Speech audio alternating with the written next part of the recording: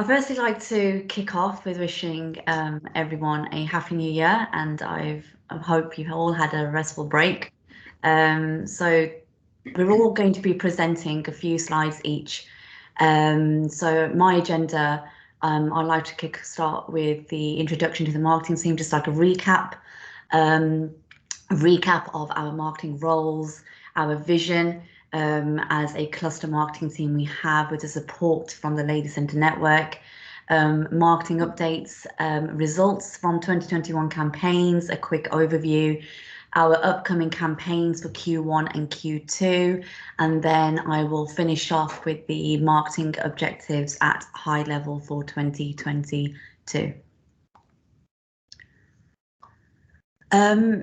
So in terms of the marketing team, there are now 4 of us. I'm marketing manager for Lady UK and Ireland. I have over 10 years experience in strategic marketing, and I have a background of manufacturing and engineering. I started Lady March 2020, is coming up to 2 years now. So it feels like I've been here forever, but it's going well. I'm really enjoying it. We've got Ailish, who has returned from maternity leave last week. She joined Lady in 2007, and she's a UK and Ireland specialist, and she has over 15 years marketing experience. 20 years of marketing experience, but 15 years of ag experience. And then finally, Joanna, she started Lady in November 2020 as the marketing specialist for UK and Ireland. She has 25 years of strategic marketing experience, market research, and business consulting. And she has a background knowledge of manufacturing and engineering as well. And then finally, Bash. He joined Lely in April last year, and he is the inbound marketing automation specialist for UK and Ireland. He has 14 years experience in CRM management and marketing automation systems, and he's worked in industries such as hydration engineering, cosmetics, and publishing. So that is just a recap of the team. And actually, we have a combined total of 69 years of marketing experience between us all. And we obviously all offer our expertise through various marketing methods. In terms of our roles, so I know I've gone through this last year, but it's just another recap for any new starters that started over the last few months. So for Ailish and Joanna, they mainly look after the national events and support open farm days for the Lady Centre Network.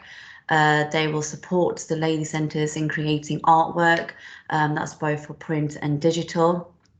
They also manage the 12-month PR schedule at national level, but they can always advise all the Lady Centres with local publications as well. They will produce content for emailer campaigns and any other marketing channels such as blogs, social media, and so on. So they will support with the content. And they will also support the Lady Centres with their local campaigns and activities. They also help me with the marketing plans for each financial year for the Lady Centres. And it's our responsibility to communicate with the marketers on a regular basis, just so we're all aligned and just so everyone's aware in terms of what is happening at national level, and we're aware of what is happening at local level. We provide a lot of training sessions, and we have done over the last year, and we will continue to this year. And we execute national campaigns, and alongside that, we set up webinars as well.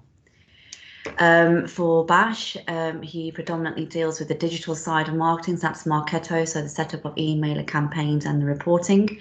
He actually supports all the Lady Centre Network on the Django platform. So I know we've recently moved over from the Wizard to the new CMS platforms, and that's down to Bash and all the marketeers and the Lady Centre managers helping each other out. He will liaise with our freelancer Clemmy who actually puts together all our blogs, and he uploads it to the website. And he actually looks after the social media content calendar for our 12-month period. On top of that, he does all the reporting. He will support all the lady centres to execute any digital campaigns, and again, he will look after the video production and the podcasts as well. On top of that, I know we've all had the training sessions on Google Analytics last year, but there will be another training session this year where he will actually look into reporting and train the lady centres. And we're also going to look into PPC, which is pay-per-click on Google, and display advertising on Google this year as well. So our vision is pretty simple, and it actually entails a collaborative approach with all the functions. That's both internally and also extending it out to our Lady Centre network. So firstly, I would like to point out how important it actually is to collaborate with our internal functions. So that is business support, sales, FMS, TSS, and DCD, and of course, like the wider Lady Centres. And I believe that without each other, we wouldn't get very far on our journey to Route 25. And if we move on, moving on, we need to take into consideration our overall marketing strategy, which has been produced and it is ready to be implemented this year. So our key values we actually need to focus on are adoption, lead generation, and loyalty. So those are our main core values that we really want to include in all of our campaigns this year. So what adoption barriers are there? We've actually done quite a bit of research with the help of all the Lady Centre managers last year. I know we've had quite a few focus groups prior to any campaigns going live, and I think that's worked really well. And we're going to continue to do that this year, because we as a marketing team believe that we need the knowledge and we need the content from the Lady Centres, and that will help the campaigns run successfully, not only at national level, but at local level as well. So there are many adoption barriers which we need to overcome. So for example, there is still the myth that some farmers don't believe our robotics can work with ABC grazing. So what can we actually do to overcome this potential barrier? So we could probably invite them to an open day on a robotic grazing farm in Ireland, show off the value concept which Lady deliver, invite them onto our customer journey where they can actually explore themselves how this statement is a myth, by introducing various materials such as case studies, brochures and testimonials, and so on. So moving one step up again, once we have established that the adoption barrier, what the adoption barriers are, we can then start to create and implement campaigns to overcome them. And in this instance, we are currently working on a Parlour v Robotics campaign, just to help eliminate the barrier of parlours are much more cost effective and efficient than robotics. And I will go through the Parlour v Robotics campaign later on in this presentation. And then we finally reach to our last step, where we have achieved happy customers and have slowly but surely gained market share of farmers that have overcome the barriers of robotics. So this is ultimately our simple yet effective strategy for 2022. And if we take our time as a team and collaborate together, we will surely overcome the barriers and convert those farmers who have not yet invested in robotics to purchasing a robot and more.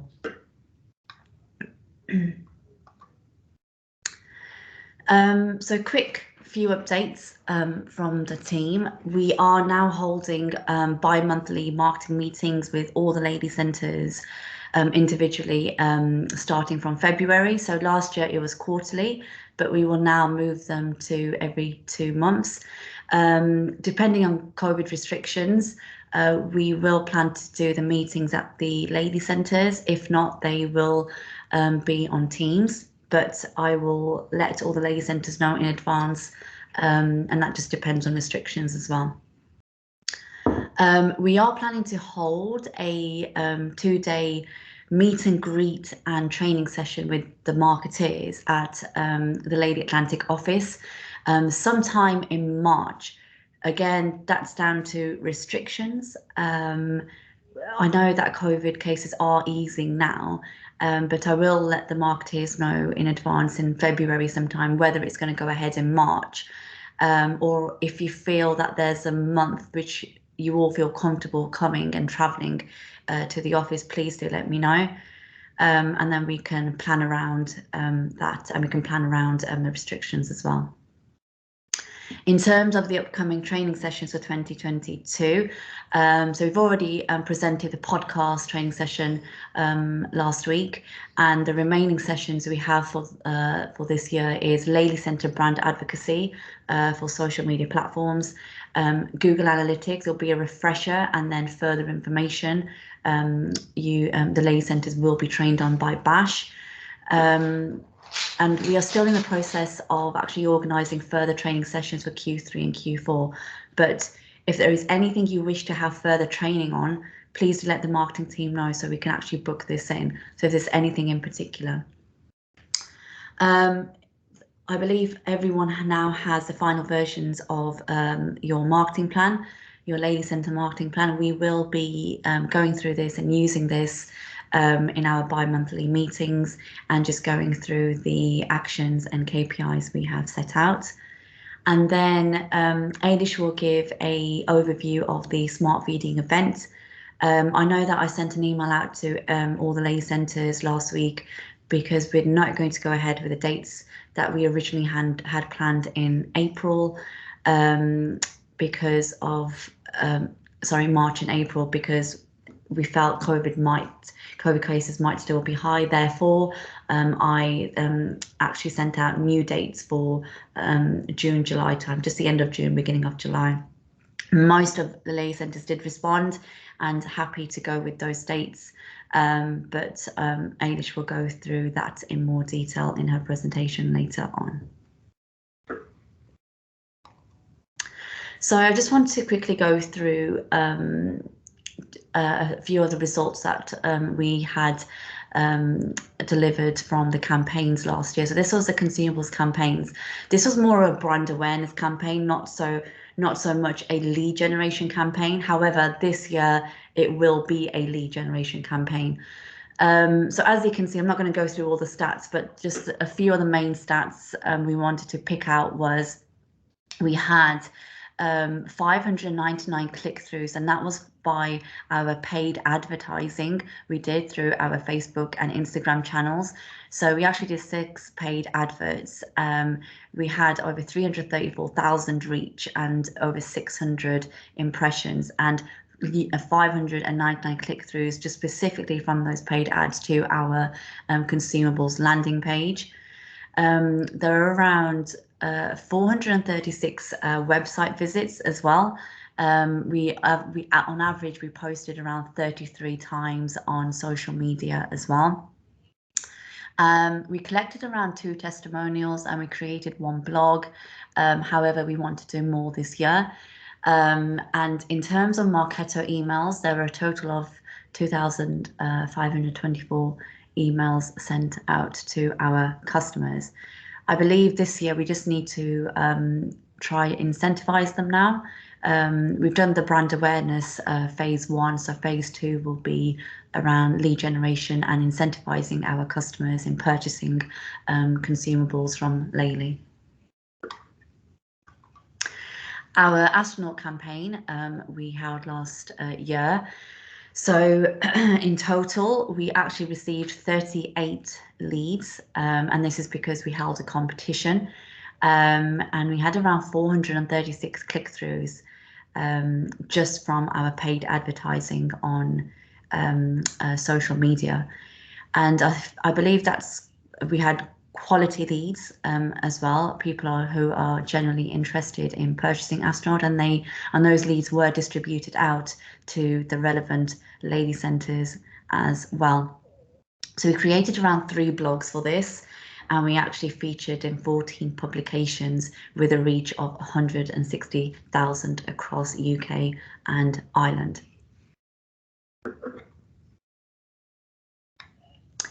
And then finally, our Juno and Discovery direct mail campaign we did last year in December.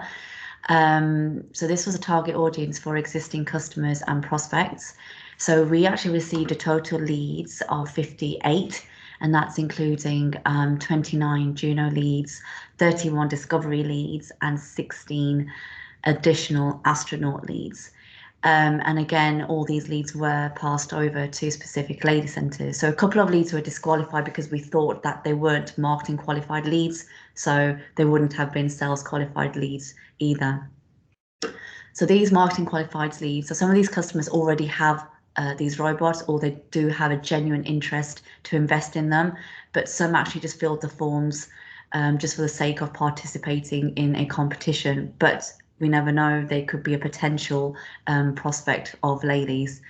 And from our learnings, we believe it is better to actually incentivize customers at a later stage when they actually place orders. For instance, for our customers in our referral campaign we did last year, bought 2 vectors and 2 astronauts, and they were actually incentivized with vouchers worth €500, and they can actually spend that €500 either on Lely consumables or they can purchase Lely merchandise. So this campaign ran really well, and we are doing the same for the Parley robotics campaign for the astronaut this month. So the upcoming campaigns for Q1 and Q2, Parley robotics. I know that Ailish and Joanna will be reaching out to the lady centres to gain content and to gain feedback in terms of how we can make this campaign a real success, and we would welcome your ideas. It's going live on the 31st of January for 3 months, and that's both in UK and Ireland. Ailish is working on a Vector and Juno campaign for the Irish Lady Centres only, and again that's going live on the 31st of January for 3 months.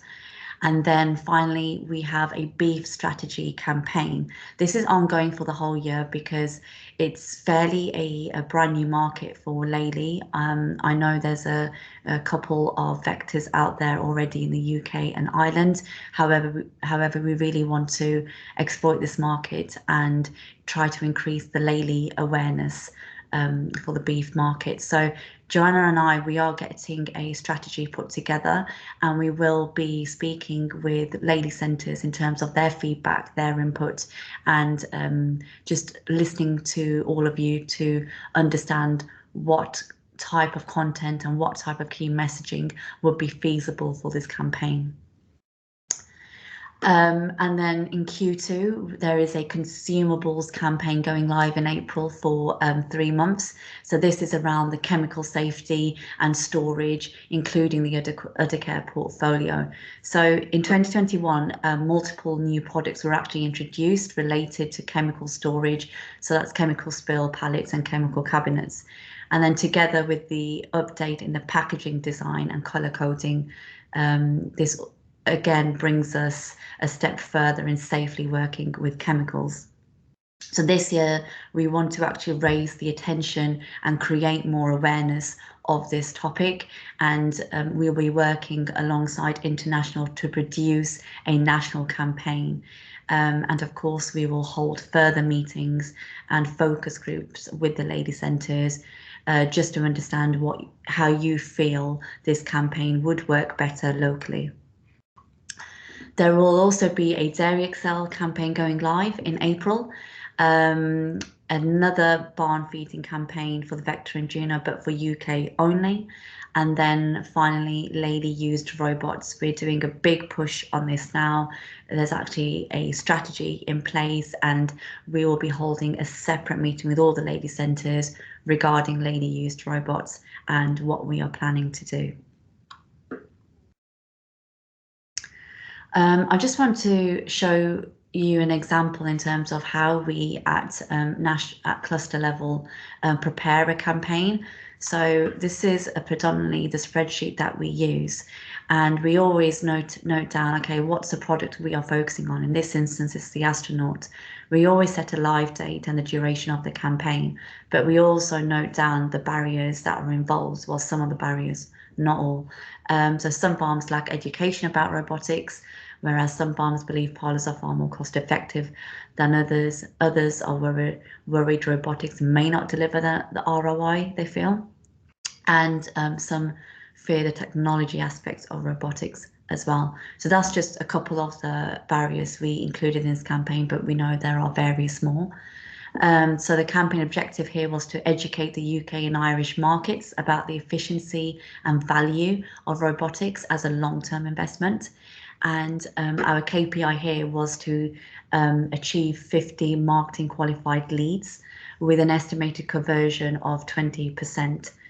And then we finally detail the campaign into digital activities, offline activities, and then finally any events or sponsorships that are involved. So coming on to my last slide. So let's take a recap of Atlantic's marketing high-level strategic objectives for this year. So number one, we want to continue to encourage overcoming the adoption barriers and increase our adoption rate in the UK and Ireland, and that is by educating our target audiences. Number two, continue to develop multi-channel campaigns to generate a variety of leads. Three, retain our current customers and sustain and improve relationships between them, and obviously improved relationships with our lady centres as well. Moving over to number four, implement a strategic Dairy Excel strategy for all Dairy Excel prospects that are interested in robotics and they actually understand the value of our aftercare services such as FMS. Five, we need to ensure we have a successful DCD channel where we can continue to promote marketing initiatives, target industry influencers and potential investors to join the Lady Centre network. And then finally, number six, we need to ensure that our branding is consistent and the brand remains a high-end added value brand across the UK and Ireland. That is all from me. Is there any questions before I pass it over to Ailish? Perfect. Great, thank you. I'll give it over to Ailish now. You're on mute, Ailish. Sorry guys, how's everyone? Good to be back and see new faces, and hopefully I get to chat to you all at some stage. I know I've met some of the centres and spoke to most of you in Ireland anyway already. I'm just going to give you a quick run through. A lot of you have seen the Smart Feeding Tour already, so I won't dwell on it too much, but I'll just give a quick recap for those that haven't, and then just run through the exhibitions and events for the year, sponsorships we're doing, and the bi-monthly newsletter. Do you want to click next slide?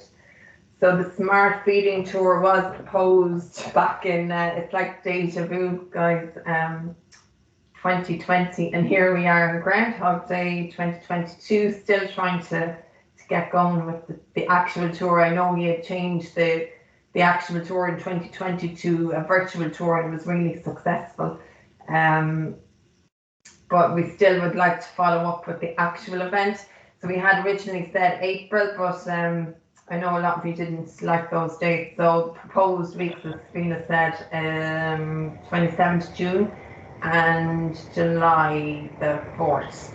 So really the event is going to be supported by Lely and International and ourselves, the group, like the existing customers and progressive dairy farmers in your area.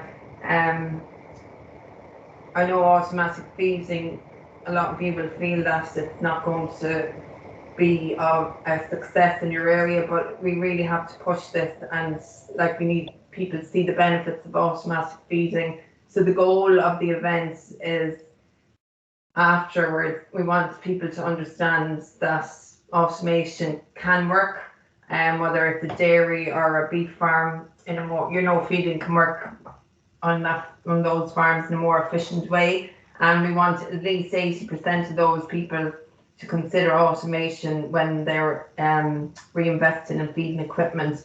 The other goal is to position you as a centre as the feeding partner in that area. People mightn't be aware that you're there to do the feeding and the automatic milking. So it's just an awareness strategy as well. So the concept really, like I say, create awareness, the positive effects of frequent feeding, 24/7 availability, feeding each animal group with the ration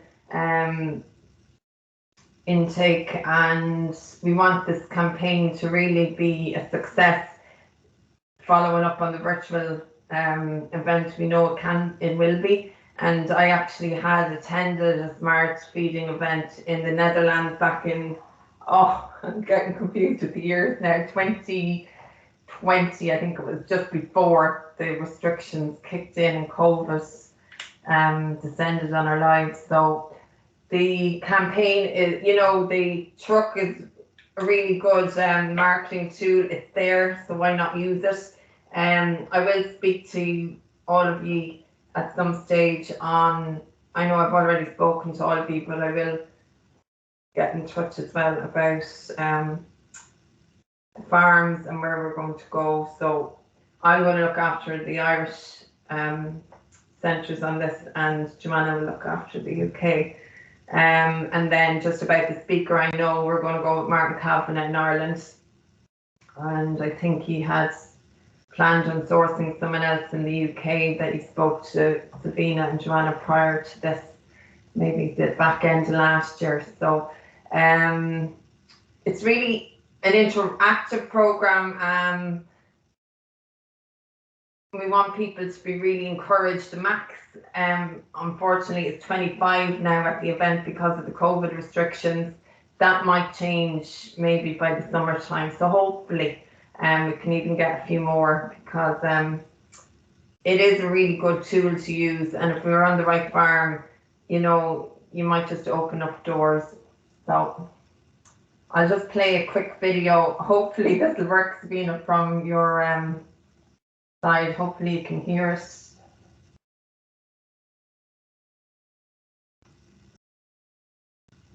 No, I'll play it off mine.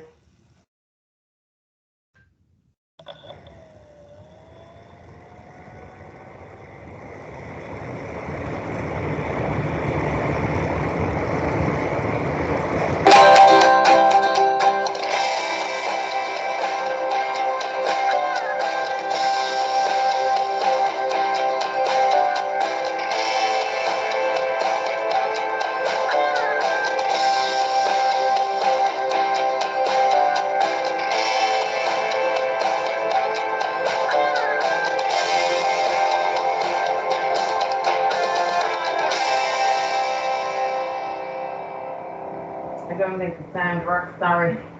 We were working on it yesterday and it wouldn't embed with the sound. It will work off the speakers. But anyway,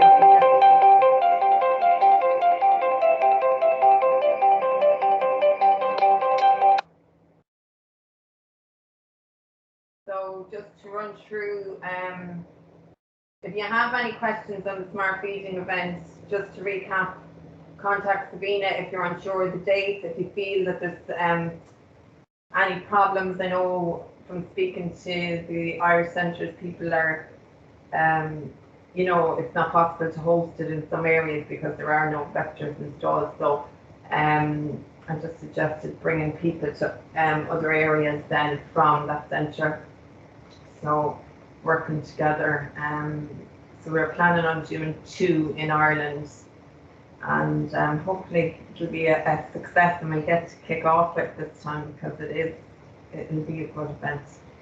So all you've got to do is pay for the catering, and everything else, all the other costs are covered between international and ourselves. Regarding the exhibitions, I'll just fly through this. I know there's a new booklet, so Sabina sent it to you last summer, but I'll send it to you again because I saw something coming in this morning actually about some changes in weights, and I'll just send you the updated booklet so everyone has it. Again, exhibition items need to be requested at least 3 to 6 months in advance of the exhibition, and at the moment I just want you to be aware that it is harder to plan logistics. Things are slower, so make sure if you know what you're planning for the year ahead event wise, just book it in now to make sure you get what you want. Send any inquiries to Sabina in the UK and for me in Ireland. And again, I'll send the booklet on to you later on. So again, if you're arranging transport, just get in touch with either of us if you want to send things back to the campus. So some of the events you'll see are, as always, and then there's a few new events that they're new to me too, so I probably don't know much about the low carbon agricultural 2022. Sabina might be better to give you an input on that, but it's taking place on the 8th and 9th of March. Yeah, that's taking place in Stoneleigh, in the West Midlands. So the reason why we're actually participating in that event, because we really want to showcase our products, more so the Sophia, only because Lely are working towards a net zero goal that is out there, and we really want to showcase our values of sustainability and low carbon emissions. So we have a small shelf box.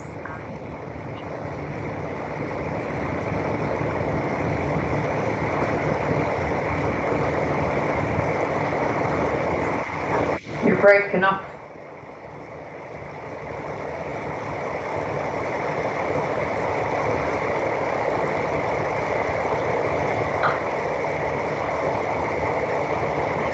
Background noise?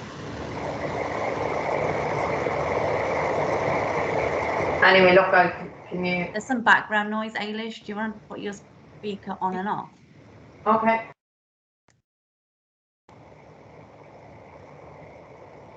It's weird because I'm sitting here in silence. Is it gone? No? Weird. Okay, I'll just mute.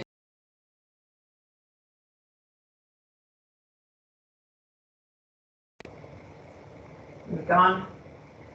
I think just carry on. It's fine. It's calm down a little. Weird. Dairy Tech then, we're sponsoring the event this year, so that's on the 7th of April.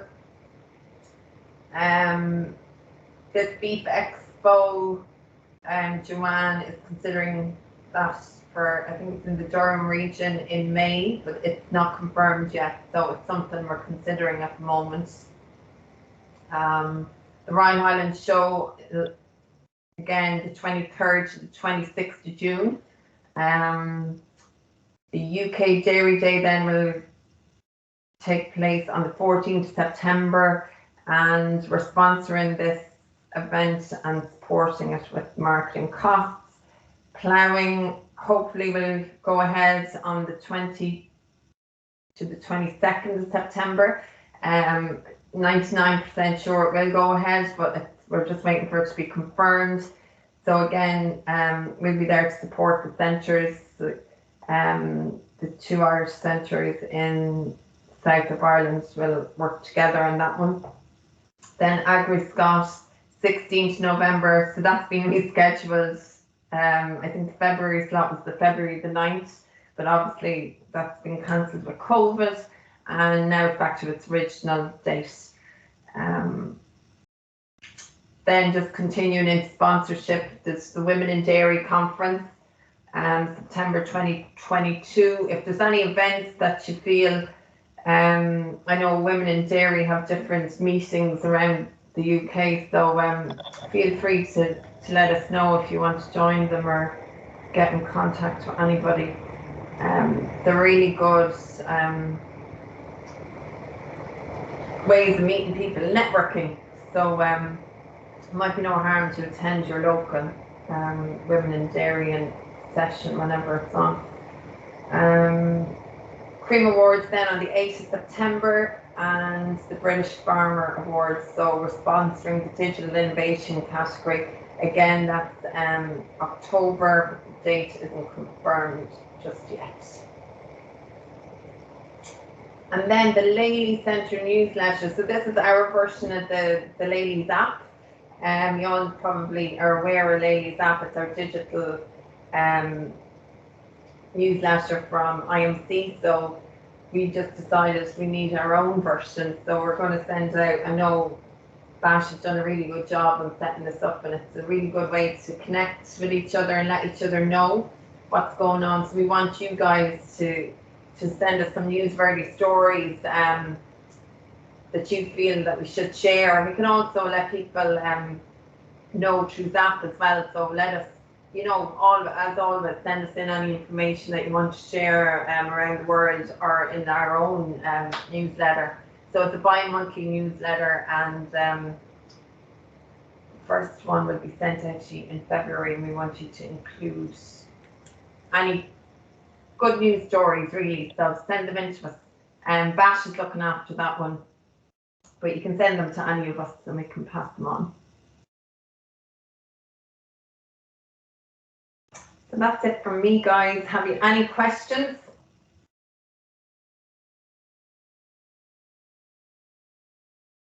You're all very quiet today.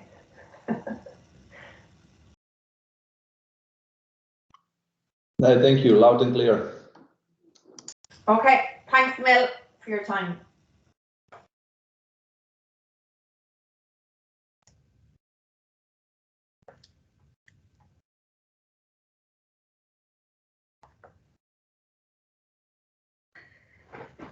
Right, now it is my turn. I was waiting that Savina will say something, but she chose not to, so I start talking now about Horizon. Horizon is one of our very important projects in business in Lely, critical for our success. So I would like to talk about migration progress to Horizon. I will mention how LC is going on with migration events. Remind you what was the planning timeline from international. We quickly touch reasons which delay migration, and finally, I will talk about the activities related to Horizon.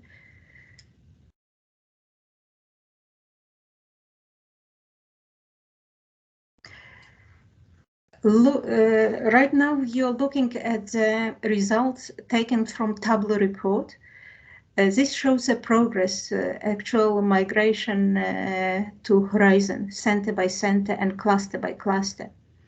We can see that these numbers differ greatly from the bottom of 14% to up to 58%. And there are a number of reasons why these numbers are different. Different centers took different approaches, how they handle and manage migration process. For me, it was interesting to see where we are right now and where each center is with their migration. But it's also important not just to look at the finished registration, but also how customers use Horizon. Do they still use T4C or do they use Horizon? And as we can see from the numbers in the next, in column 2 and column 3, that many customers still using T4C. Again, there are a number of reasons why it's happening, and we will look at these reasons later on. But what I would like to say is that, again, Lely Center, Longtown and Kilmarnock did a lot of work face-to-face, one-to-one, and really pushed the Horizon migration efforts. Therefore, the results are much higher than in other centers. If we look at clusters, we do see that Italy and France are leading migration process. There was no information about how their customers are using Horizon, whether they still use T4C or Horizon, even they've been moved to Horizon. Unfortunately, this Tableau report doesn't show it. But we are probably a third one after Italy and France. And these two markets, I would say, they are more mature, they have many more centers and more work to do. However, we see that they did better job on migration so far. We have regular meetings with international and with different clusters, and we probably will learn soon about their migration processes and how they succeeded and how they achieved this high result in migration. Next slide, please. This is just a reminder for you that timeline for this migration was spread over 2 years. And we are right now in January, 2nd January on this graph, this chart. So if we are in January, that means first all customers were split into 4 groups. First movers, yellow block, green block, early majorities and late majority, and last ones. And if you can see, we are right now in the middle of the green block, January. So our migration target number should be in the region of 25% because it's 7.5%. First block was estimated, and second 35. So half of that block should be migrated of early majorities. And if you go back to previous slide, please. Sabina, previous slide. You will see that majority of centers are first 5 centers: Longtown, Kilmarnock, Mitchelstown, Devon, and Stratford are on target with this migration timeline. And other centers are slightly below that target. So we are doing not so bad in terms of migration. Next slide, please.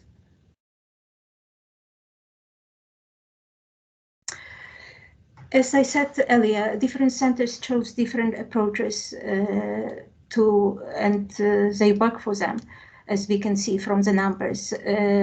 Some centers do it one-to-one when they can demonstrate to customers new platform, answer all the questions, and make sure customer registers and everything runs smoothly. And it works.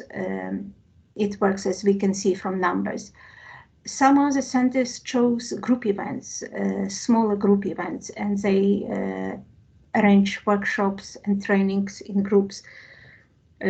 Face-to-face, majority of them. But English, yesterday I spoke to English and they told me that they do some online events due to COVID restrictions, and especially online events, we know you can't have too many people because you lose it if there are too many people in online events. But these online events worked really well with feed advisors companies. So these events are done not only for farmers, as we can see, but also with other third parties who are advising, provide services to farmers and who are using Horizon, T4C actually. And Jacob yesterday highlighted to me that it's important that these feed advisors are comfortable with setting up table, getting ketosis information, etc. from Horizon, that they're comfortable using Horizon in those farms which were migrated to Horizon. So format of the events is dictated obviously by resources. Center has the pressure of workload, etc. And there is no right or wrong here. We are listening to you, and we would like to understand whether you would need another maybe national event arranged by Atlantic and held nationally. Next slide, please. We know that there are a number of reasons which delays this migration process, and majority of these reasons are linked with product itself, with software. When we have bi-weekly meetings, cross-functional meetings with FMS, TSS, we constantly hear about ongoing issues with migration, with raising tickets, with missing features in the horizon, or horizon being slow, or frequent updates being slowing down system, etc. And all this, we know for sure, all this makes farmers use T4C, as we saw from numbers. Even they have horizon in parallel, they prefer to go back to T4C where they're comfortable, where they're confident. Not only product itself, horizon, slows down migration process, but also the fact that there are a number of other factors which prevent some customers being migrated. We call these customers excluded because of number of reasons, and I listed them down here. This is something to do with connectivity, the internet being slow, the hardware not being ready to take horizon, or even the fact that some of our farmers still have pallets running alongside robots, and it's not possible yet to migrate them on horizon if they have Pala, because some information wouldn't be transferred, or even with A2 robots which are too old and can't take horizon. That's another deterrent of the farms not being able to move. Horizon been promoted by Atlantic heavily in early 2021. Our last event, you might remember a number of editorials, social posts, etc. Our last big event was webinar in September. After that point, Atlantic doesn't promote heavily Horizon. We only mention Horizon in relation to astronaut systems. All marketing has moved now to Lely centers, marketing on Horizon, and we believe you are in a good position now to carry on this promotion of Horizon regionally, directly to your customers. But our understanding that marketing almost exhausted itself, and we did everything possible we could to promote and raise awareness about Horizon. We did 3 video testimonials in last webinar, and now we are planning to do more testimonials later in this year when the product is stable, Horizon is stable, many more features are available in it, and customers are ready to provide such testimonials. In the meantime, I would like to say that Atlantic is ready to support you in any of your efforts. And if you need us to do anything nationally, please let us know, and we will do it for Horizon.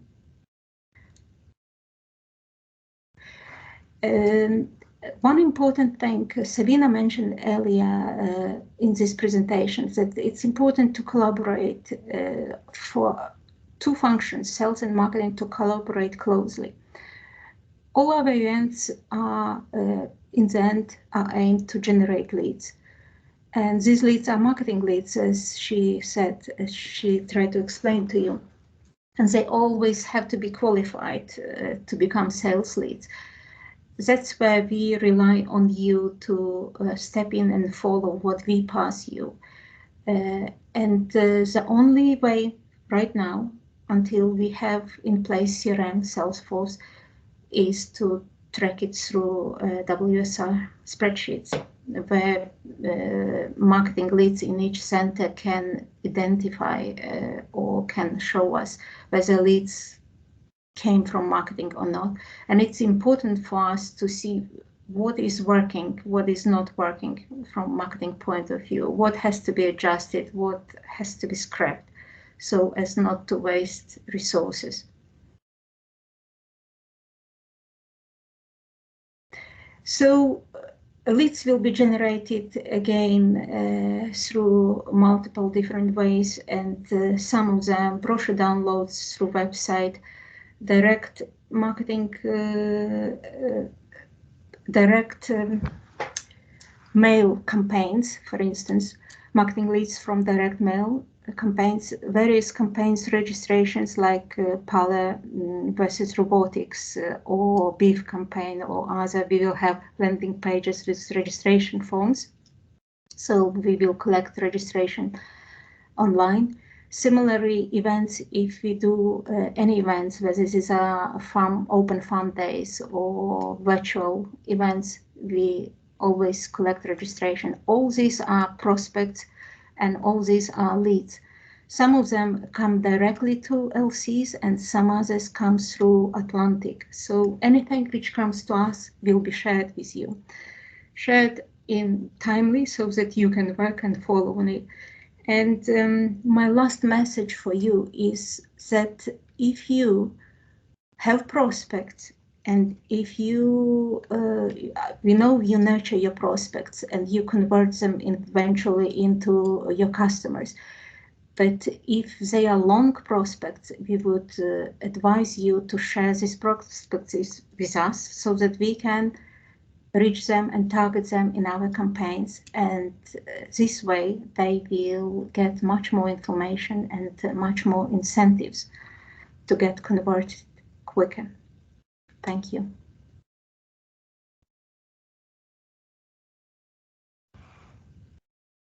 So any questions based on my presentation? Joanna, just on the horizon, I think you probably heard all of this before, but all we're doing is fielding complaints from farmers, and I would say 4 last week are now stopped. They're not using Horizon. They've gone back to T4C. We had a call yesterday from one of our farmers in Cornwall. He's got 7 robots. 8th one's going to be switched on later this month. He had been to one of our road shows.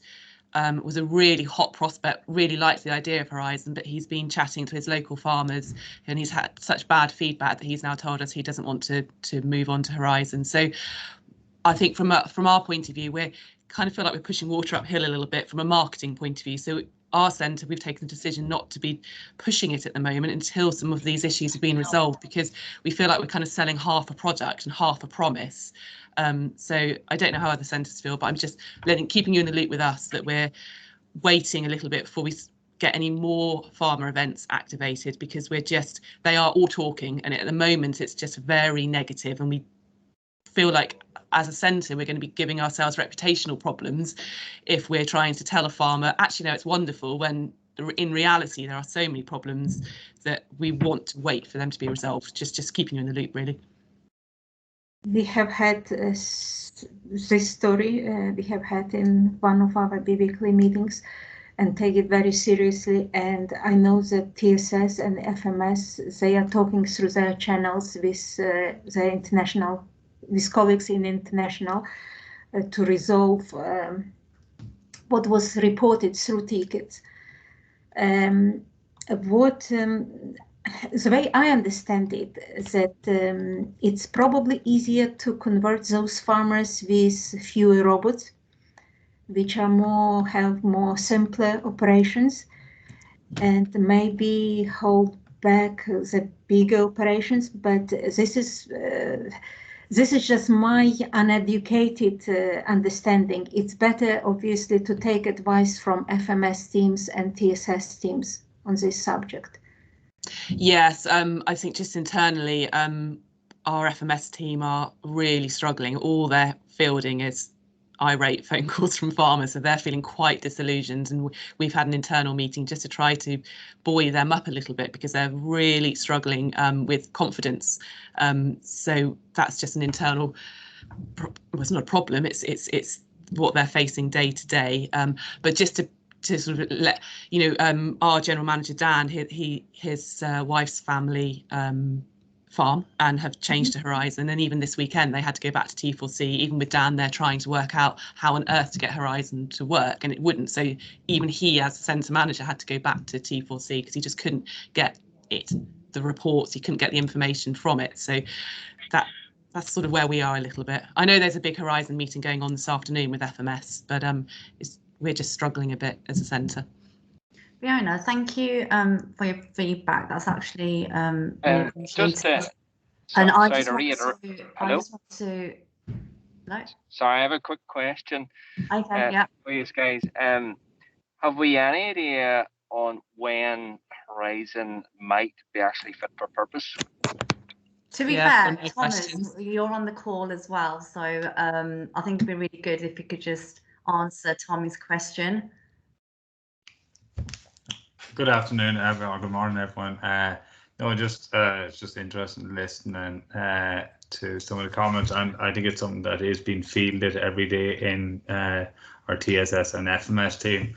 I think, Tommy, we have to be very clear that what we call fit for purpose is going to be different in everyone's mind, and we were very clear at the initial rollout with this that there was going to be challenges on that, and it was picking and making sure a learning experience. I think it's a lot about confidence in everyone, because a lot of questions we come in, there is workarounds and stuff like that, but it's not, as we say, it's not all the packages aren't available, but what is available there, and I think that's what we have to, and everyone was clear about that. Everything was not going to be available from the start. The advanced packages weren't. They were very clear on that. So, like, we can't say what is fit for purpose. So yes, the advanced packages aren't available, and everyone was clear on them that most of them weren't going to be available to this spring. The timeline, and even at that, there is go and no go decisions constantly going on in the background. Like every couple of weeks, you do see there's updates. I think the priorities at the moment is looking at the performance around speed and functionality. That's the top priority since the back end of this year. Would we be advised to not promote it quite as much until these things are resolved? There's a double challenge on that, because by not promoting and that we don't actually get to get to fully experience what it is, and this is where the more customers we have on at an earlier stage, but we have to be able to manage the expectations, what is available, and T4C what is, and I think that's what I think maybe sometimes we oversell what is customer expecting to get for Horizon, rather than actually because what a lot we were saying is it's a like for like turnout at T4C, but in time you will have the added advantages of Horizon, but everyone is expecting to have all the bells and whistles at the moment. So the expectations are being set very high for Horizon. But to be fair, Thomas, if we have a centre manager that has to switch back to T4C, I think there's more fundamental problems than just managing expectations. Yeah, look, it comes down to also there is so many different people involved in different project teams. I think a lot of what I see coming through myself is it's the sharing of information both internally and externally, that everyone is aware of what is there. Like you have FMS, you have Horizon leads, you have centre managers and that, and a lot of it is it's a cascading down of information to people and equally back into ourselves. Like what I would like to see is people to give a summary, people that are involved in this meeting that are aware of Horizon, maybe to give us a summary of their experience, because that's very important to us, this feedback to get, because that's the best way of improving the product. And actually we need to, we're here to support our centres to roll out. So if we're hitting roadblocks, we need to know about them and make sure, are they something that's local? Like as I think one of the earlier slides that we were looking at, we've seen that some centres are up at 60% and some are in the late teens. But also we see in international that some countries are over 60, 70% actually on a country with maybe 4,000 or 5,000 robots. So is it something to do with uniquely to centre, language, broadband availability? So we need to kind of iron them out. So the more of this we get in, because it doesn't really stand up that France can have 60, 70% maybe, or Italy have 50% and Atlantic have 25%. So it's to try and get that balance, because all of these countries have more or less moved at the same time since last autumn with the rollout. Yeah, but the interesting thing, as Joanna says, it's missing there is we don't know how many of them people have reverted back to T4C. Equally, if you look at our highest centre in the UK, has the highest amount of people that's reverted back to T4C. So, yeah, well, look, keep us posted. But yeah, but like what I would, if people could maybe send in, the marketing people maybe send in a summary to Davina, just what is the major roadblocks they see, because it's good to have it from all fronts. And as I say, we will be doing all we can support, but the more information we can have on where the major roadblocks is and which ones are ones that we can support in, and where do we need support from international. But I do believe there's certain things that are influence our market more than what will be happening on the international market. Definitely from what I see from being involved in the international market, the international meetings, that we seem to be struggling a lot more than a lot of other countries. And I don't know, is it language, availability of broadband for cloud-based technology in the UK and Ireland, but we are not at the same levels as other countries, and we seem to be experiencing a lot more performance-related issues. Thank you, Thomas. Just it's Jacob here, Thomas. We probably have about 40 farms on it at the minute, but a lot of the problems Carl is able to fix. But maybe we need a process where some of those things are only like firewall settings. You know, they're things that we could change on the computer before it goes out, but it just makes Horizon look worse if I arrive for my first farm visit and I can't get any Horizon report open, and this guy was never supposed to even see T4C, and I've had to open up the hidden version of T4C to show him collect cows or something. But then when it came down to it, it was actually quite an easy fix, but we just didn't know that was even could be an issue, if you know what I mean. Yeah, no, it's a very interesting point, and I appreciate you bringing it up there, because it does go to show you that how many of the Horizon, we'll say, problems we see or face can actually be maybe not actually related to Horizon itself, but it's the package that it's delivered in. Have we the computer set up right? Have we different like that? So it is something like I have always said from the start that each centre should be doing a checklist with the customer, and that was one thing we spoke about very early on with the Horizon team leads, that you should have a tick box that these 10 items or 20 items need to be verified before you actually roll out with the customer. So I think I will speak to Carl again and see about that, because I think that is such an important thing, like that. I do see a lot of tickets coming in and Windows updates not being done, and to me that's not a Horizon, that's an operator from, we'll say, the Lely Centre or the customer problem initially, that if we haven't set up the computers on the right spec, we cannot expect the program to work. So it's to distinguish which are actually purely down to functionality of Horizon and which are the bigger package that we need to support it, and it's to try and then focus on which are the local items that are quick wins, as you say. Like, if you're able to do it, why haven't we that training then to yourself? So I will look and see what we can do on that as well for you and for all our other centres.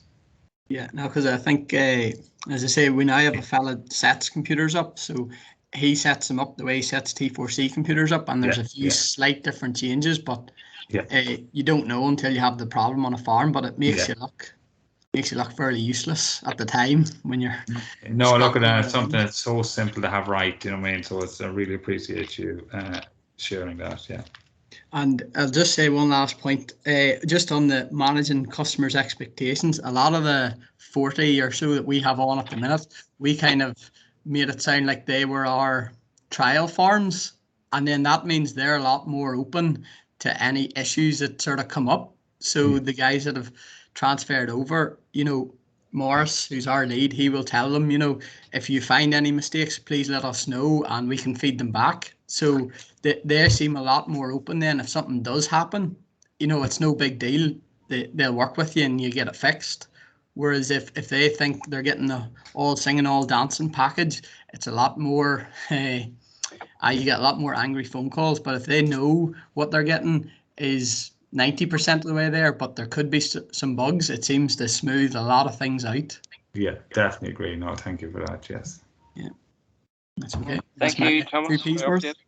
Yep, thank you. Thomas, thank you. I appreciate that.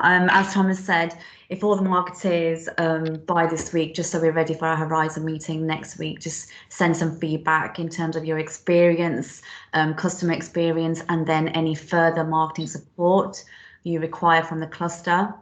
Or if you have any ideas that you're doing locally which you would want to share, so share best practice with other day centres, by all means pop that into the email as well and send it across. I'll pass it over now to Bash, who will be going through the digital side of marketing. Thank you and good morning all. So as Savina just mentioned there, I'm just going to cover some of the overview when it comes to the digital side, talk to you about the support, hopefully answer any questions, and I'm sure there'll be a number of questions towards the end for all of our slides. But yeah, Savina, can you click on the next one, please? So Marketo. So what is Marketo? Marketo is an automation system. It's a software as a solution, so it's a SaaS solution, and it's our way to kind of connect to our customers, both existing and potential. The great thing about this is it has tools for marketing, sales, lead generation, and so on. But the great thing is this year we're all hoping to migrate onto Salesforce, and there is already integrations and APIs being created between Marketo and Salesforce. So the great thing for us as marketeers, and there is a number of marketeers on this call, is we can see a number of marketing qualified leads that hopefully our sales teams can then follow up with. And then the great thing for you guys is we can attribute that back to a specific campaign. So for example, if Tommy and Jacob at Egglish were to push a number of emails to their customers, and someone was to click, fill out a form and so on, and or register their interest, that'll be a marketing qualified lead for hopefully the sales team to follow up with. And within Salesforce, we have that closed loop to say, okay, they followed up. This was the lead. This is the quote generated from the lead or the opportunity.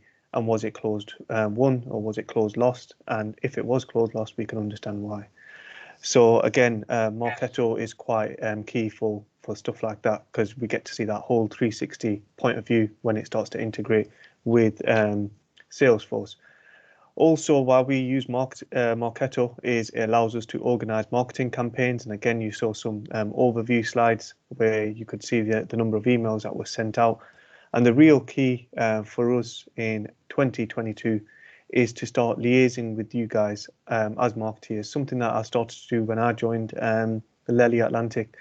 Let you know of some of the campaigns, start involving you guys in the campaigns, seeing what emails we can host on behalf of each LC, and kind of working with you guys to start doing that. Another key objective for us this year is data cleansing. That's a huge priority, and again, as marketeers, that's key for us, because we need to know how to communicate to our customers about what products, where they are in their buying life cycle, and so on. And segmentation, being able to understand, okay, which customer is interested in a particular product. That's something that at times we've found difficult. We've had to look at a number of data sources, whereas if it's all through one SaaS solution or email platform, it's a lot easier for us to start breaking that information down. And again, throughout this year, I'm hoping I'll work with each marketer in each LC to start supporting you guys in how we can start to get better data in order for us to communicate better with our customers and prospects moving forward. Next slide, please. So this is just some of the other support that I can provide. So website support. So if we look at this, a number of you have had the training and overview on Django.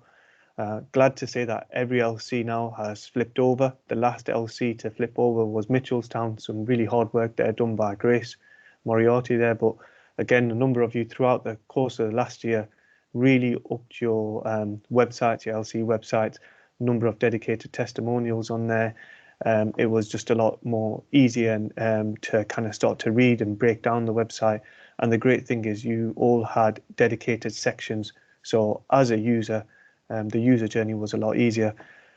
We also created that tree-like structure that I mentioned to a number of you guys, and what we mean by that is you have the main LC page, but there was a number of pages coming off that, and that linked into open farm days and events, and again, there's support that I can provide for that. And also I'm managing the GB and IE pages, and the great thing that you guys have done now that you've all come onto Django, we can start to leverage your content on there as well. So we're starting to make the GB and IE pages more specific to our audience, instead of having, say, case studies or references to customers in Germany, Sweden, the Netherlands and so on. We're making it more GB and IE specific, which is great for us. So again, any support that you guys need with the websites, feel free to reach out, and I'll be more than happy to support you guys with that. Facebook advertising and support. A number of LCs were just boosting ads last year, whether that was just for products and services or jobs and so on. However, we had 2 training sessions last year where we looked at a lookalike audience and an interest audience. There are crib sheets available on this. We have referenced that we want to get you all together at some point, go through some of the marketing initiatives. However, if you want some one-to-one support, feel free to reach out. Unfortunately, because of COVID, we may not be able to meet face-to-face, but I'm more than happy to schedule in some time or an afternoon and go through this with you guys.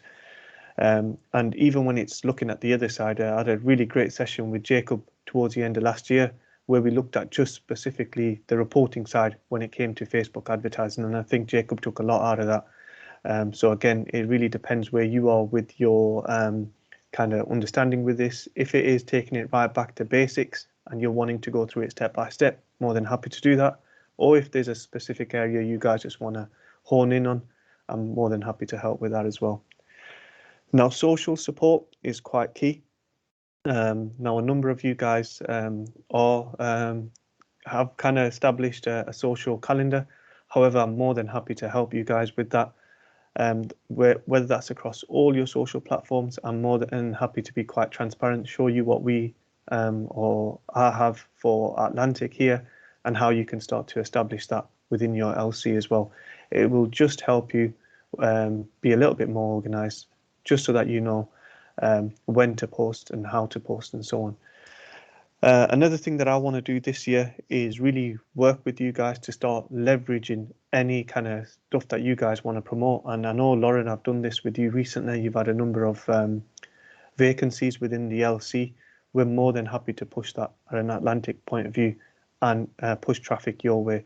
So if there's any open days, any jobs, any goodwill news stories from the LC in itself, you know, someone's running a 5K, or, you know, you've supported your customer and you've got a detailed testimonial, please let us know. We're more than happy to post on that.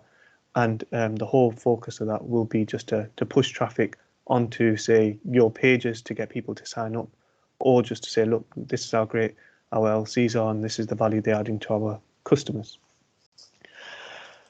And final slide, podcasts. We had a training session about this last week. Again, just kind of highlighting those 5 Ps there. Remember, planning, presenting, production, process, and promotion. If any of you guys want support with podcasts, you just want to understand it a little bit more, feel free to reach out.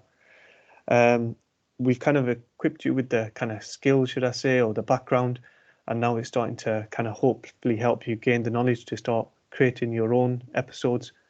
You can re-watch the training session. I did send you all an email where we recorded the session, so if you did miss it, not a problem. But again, if you do want to go through the presentation with me, please give me a shout and a call.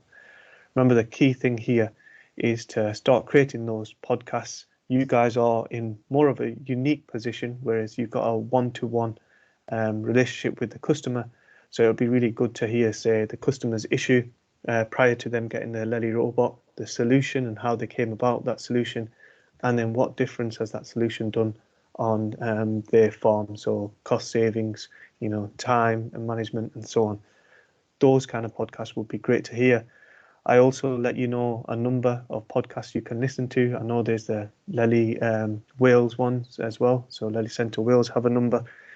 There's a couple that I alluded to as well in the email. So yeah, feel free to either listen to them And the key really is to start having a dedicated section where you can have on your own LC page to start funneling people to start listening to these podcasts. You've got the hosting service through Podbean that we can provide. And the great thing is we can break that down center by center, and you can personalize that as well. And there's a lot of rich analytics from that. So that's all kind of the digital support. Is there another slide, Sabina? No, that's the final one. Yep. So really the key here for me is just to kind of leverage any content you guys have, provide you with any support when it comes to email marketing, provide you any support with your websites as well, and ongoing maintenance, your Facebook advertising, and if you want any support with that, and then your social posts as well. One thing I did not mention under socials is we had an employee advocacy project within Lely Atlantic, and that was great because we got a lot of our wider team members more involved with what we were posting about, and we've really seen some traction when it comes to some of our campaigns. That's something that I can kind of speak to you guys about as well, how you can get other people involved within the LC to start leveraging the content you guys are promoting on socials or on your websites. Any questions for me right now? Okay, Sabina, I'll hand it back to you. Thank you, Ash. So we've just come to the final slide of our presentation, and I would just like to say a big thank you to all the Lely Centre managers and the marketeers for a successful 2021 we have had in marketing. I can clearly see all the Lely Centres have worked so hard in pushing and promoting your Lely Centre brand locally and really actually getting involved in the campaigns we deliver. And in comparison to where we were 2-3 years ago to where we are now, we have an experienced marketing Lely Centre network and a great support team here at the cluster as well. And I really hope now that the value of marketing is actually being seen day after day, and as I fully believe and as the cluster fully believes, collaborating together as a one Lely team and communicating efficiently will help us succeed our marketing objectives for this year and onwards. So thank you for listening. What we're going to do is we're going to actually open up the floor for any questions. So the cluster marketing team, we've actually put some questions together in terms of what we would want to ask you and the feedback that we want to hear from the Lely Centre managers and the marketers. So we'll probably just pick on a few people, but my first question is, I understand that there is an issue with either retaining staff at local level or actually recruiting for staff, such as engineers. So what we're thinking of doing is holding a recruitment campaign, not nationally, but to actually sit down with that specific Lely Centre and put in a recruitment campaign for any advert that you want to put out there for any position. And I just want to get some feedback from you guys in terms of, would that be feasible? Is that something that you're looking for? So I don't know, Brian's on the call. It'll be good to get your feedback around recruitment and holding a recruitment campaign for the Lely Centre. Hello, Sabina. Hi, Brian. Hi. Yeah, sorry, I'm Charlie from my car. Look, I suppose we want to promote this as a great place to work and it's a place that people develop their careers. So yeah, I think it would be helpful. I hear a lot of companies are doing the similar. If you're listening to radio here in Ireland, there's a lot of companies in there, promoting their place as a great place to work and looking for staff via media, really. So yeah, that's a good idea. Perfect. Also, Jacob and Tommy, I know that you've been looking into recruiting staff for the Lely Centre. Do you have any feedback or input around this campaign? Yeah, we definitely need. Useful. Oh, sorry. Go on, Tommy. Yeah, sorry, we're thinking alike at the same time there. Sorry. Yeah, I think one of our biggest challenges going forward is just having enough engineers. We've had a very good start to the year with the number of astronauts on the books and vectors, and the work with vectors suck up a lot more engineer time even than the astronauts. So we see vectors growing going forward. So yeah, any help you can give us would be much appreciated, because we are advertising away in our traditional mediums and just getting a, what would you say, Jacob, a gradual decline in applications is how I'd describe it. Yeah, and it seems to be certain areas of the country. So obviously you need an engineer to live relatively close to where he's going to be working and servicing, and just certain parts of County Tyrone and out to the west is it's full of manufacturing jobs. So they can engineer, but they might finish at a reasonable time and not be covered in cow dung. So it's how we can promote Lely as a good company. But as I say, there's a lot of heavy industry, I suppose you call it, welding jobs and stuff, and they're all recruiting all the time. Even I got 3 or 4 things through the post around Christmas, all recruiting welders, engineers, designers, operatives, anything you want to do, they'll take you on, and they'll pay a lot of money too. Pay a lot of money. Myself and Niall had this discussion actually yesterday, and it is such a competitive market now, especially young lads can go into other manufacturers and start off on a lot of money. But Niall did, I actually have it in our notes to send over. I did mention it to you yesterday anyway, Serena, but I'll send it on to you in a report that, Niall, are you there? Yeah, I'm here. Briefly say what we discussed yesterday, and then you can tune in and give your tuppence worth.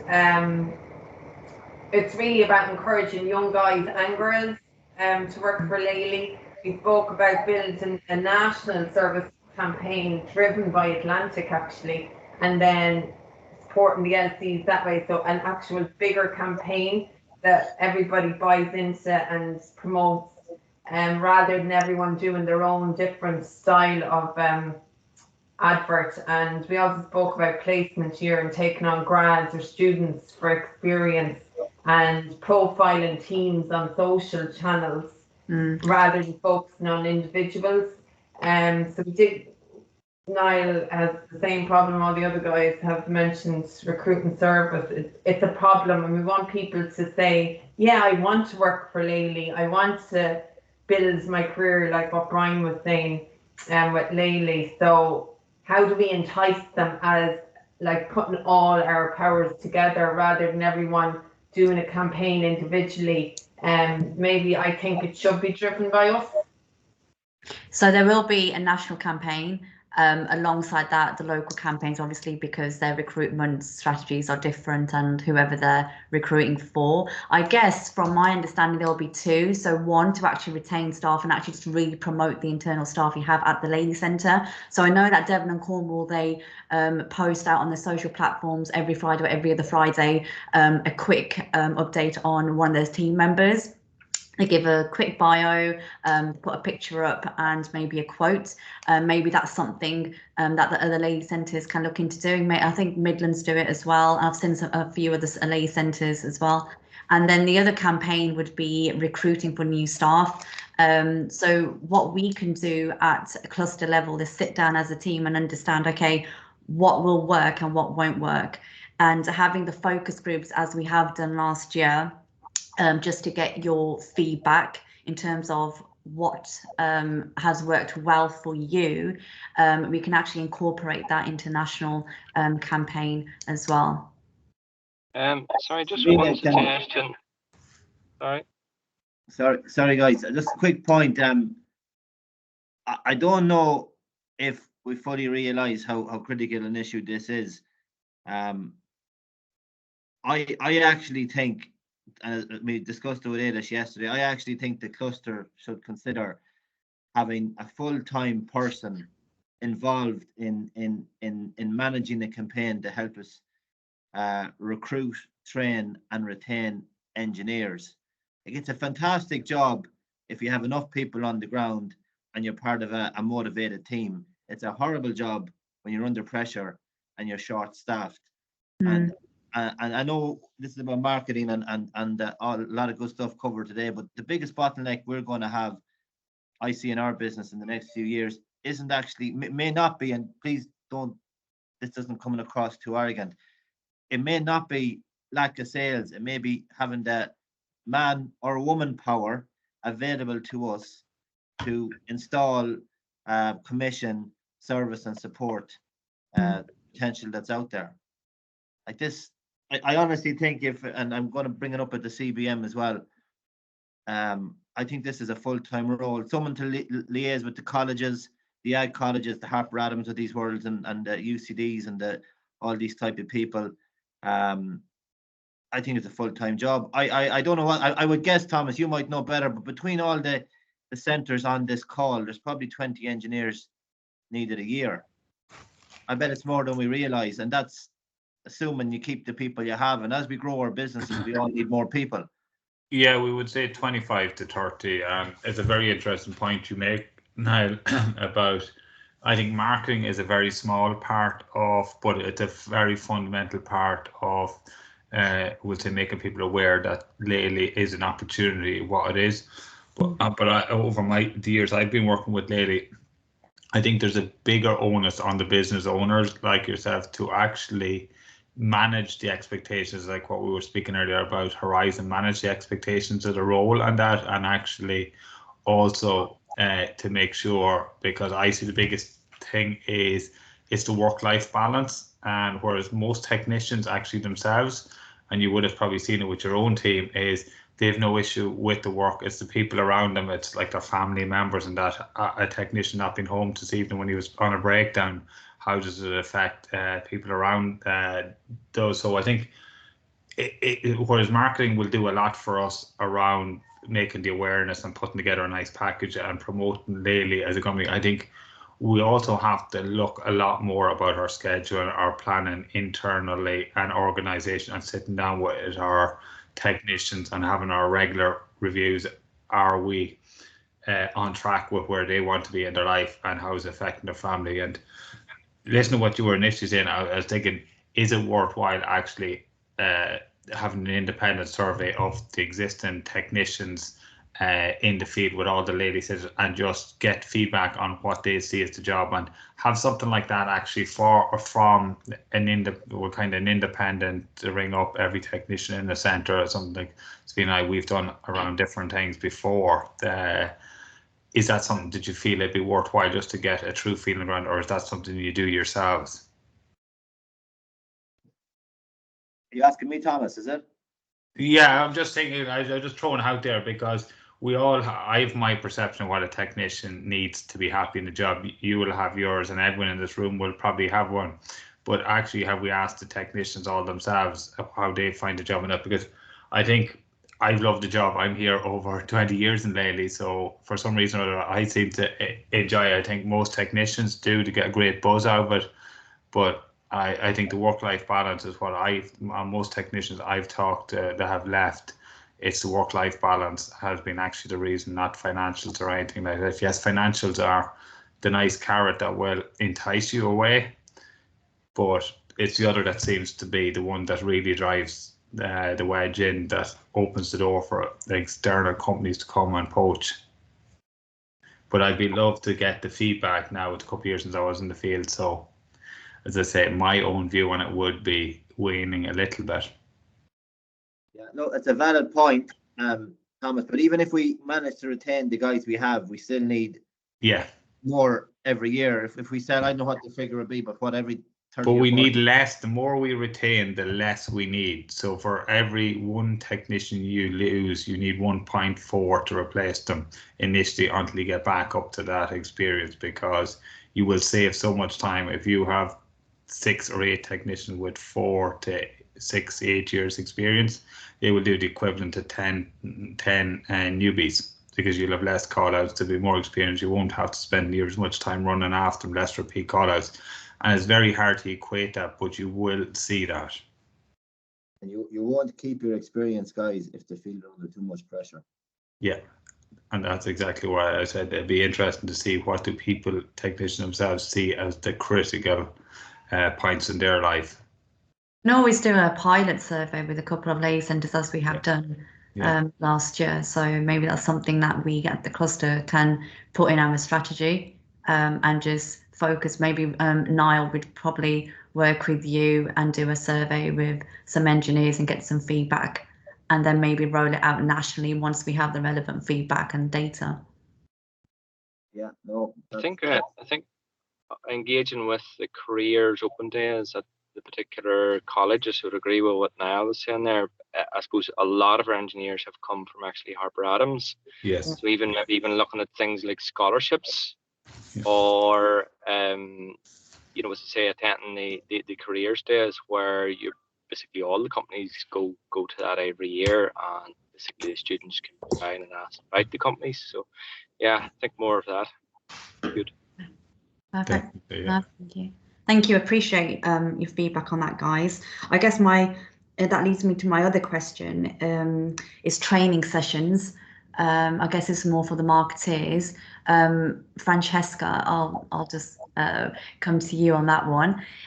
Is there anything that you feel that we need to hold a training session on, or is there any other, do you need further support on anything that we've done last year? Or is there anything that you're doing at local level which you think, oh, this can be done at national with other lady centres? I'll be honest, I have no idea. Not off the top of my head, but I can have a think about it and let you know.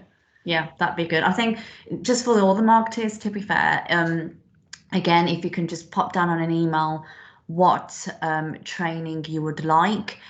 Should we get some external agencies in to go through, I don't know, Facebook advertising in a lot more detail, maybe Google advertising, any speakers, any professional speakers, I would say, in the marketing industry. So maybe for our 2-day event that we hold at the office, just send in me your ideas. And then we can plan around that. What do you want to learn? What do you want to hear? We'll share best practices amongst the lady centres. Any speakers or marketing agencies you would like to see there, just to gain more knowledge, just to understand the industry trends as well. So by all means, pop it in an email and send it across to us. Thank you. I think Ailish, you had a couple of questions as well on your list for the guys. Don't know what Ailish is. Yeah, I'm here. My camera keeps going off. Are you there? Can you hear me? Yeah, yeah.